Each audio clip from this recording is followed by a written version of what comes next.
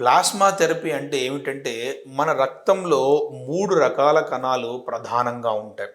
ఎర్ర రక్త కణాలు, తెల్ల రక్త కణాలు, ప్లేట్లెట్స్.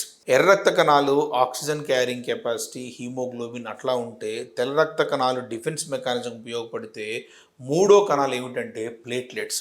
ఈ ప్లేట్లెట్స్‌కి 2 ప్రధాన గుణాలు ఉంటాయి. ఒకటి గాయాన్ని మాన్పే గుణము, దాన్ని రీజనరేషన్ కెపాసిటీ అంటారు. తర్వాత ఆ గాయం అప్పుడు అయిన చుట్టూ అయిన వాపుని వాటిని తగ్గించే గుణం, దాన్ని యాంటీ ఇన్‌ఫ్లమేటరీ ఎఫెక్ట్ అంటారు. ఈ 2 గుణాలని వాడుకోవడాన్ని ప్లాస్మా థెరపీ అంటారు. దాన్ని వాడుక పరిభాషలో ప్లాస్మా థెరపీ అంటారు గానీ, దాని పూర్తి పేరు ఏమిటంటే ప్లేట్లెట్ రిచ్ ప్లాస్మా థెరపీ. మనం ఏదైతే ప్లాస్మాను తీసుకుంటున్నామో దాంట్లో ప్లేట్లెట్స్ అనేవి చాలా ఎక్కువగా ఉండాలి, రిచ్‌గా ఉండాలి. దాన్ని ప్లేట్లెట్ రిచ్ ప్లాస్మా థెరపీ అంటారు. యూజువల్‌గా జాయింట్ అరుగుదల ఉన్నవాళ్ళు, మోకాలు జాయింట్‌ని ఉదాహరణకు తీసుకుంటే, అరుగుదల అంటే ఏమిటి? కార్టిలేజ్ అనేది వెళ్ళిపోవడం. ఈ కార్టిలేజ్ వెళ్ళిపోతున్న దాన్ని పునరుద్ధరించడానికి ప్లేట్లెట్ రిచ్ ప్లాస్మా థెరపీని మనం నిరభ్యంతరంగా వాడుకోవచ్చు. ఈ అరుగుదల అంటే కార్టిలేజ్ అరుగుదలని 4 స్టేజ్‌లుగా మనం విభజిస్తుంటాం. 1, 2, 3, 4. ఒకటో స్టేజ్‌లో అంటే అప్పుడప్పుడే అరుగుదల మొదలైంది అని అర్థం. అప్పుడు మనం ప్లాస్మా థెరపీ ఏం చేయాల్సిన అవసరం లేదు. లైఫ్ స్టైల్ మోడిఫికేషన్స్, ఫిజియోథెరపీ, కొంచెం డైట్ మోడిఫికేషన్స్ చేసుకుంటే సరిపోతుంది. రెండో స్టేజ్, మూడో స్టేజ్‌లో మాత్రమే ప్లాస్మా థెరపీ ఉపయోగపడుతుంది. నాలుగో స్టేజ్‌లో మాత్రం ప్లాస్మా థెరపీ తోటి పెద్దగా ఉపయోగాలు ఉండవు. అయితే ఇక్కడ ప్రశ్న ఏమిటి? ప్లాస్మా థెరపీ వాడితే పూర్తిగా అరుగుదల నివారించవచ్చా? ఫస్టు అరుగుదల వచ్చిన కారణాన్ని మనం తెలుసుకుంటే దాన్ని నివారణ చేయవచ్చా లేదా మనకు తెలుస్తుంది. 100కి 90 మందికి ప్రైమరీ ఆస్టియో ఆర్థరైటిసే వస్తుంది. అంటే ఏమిటి?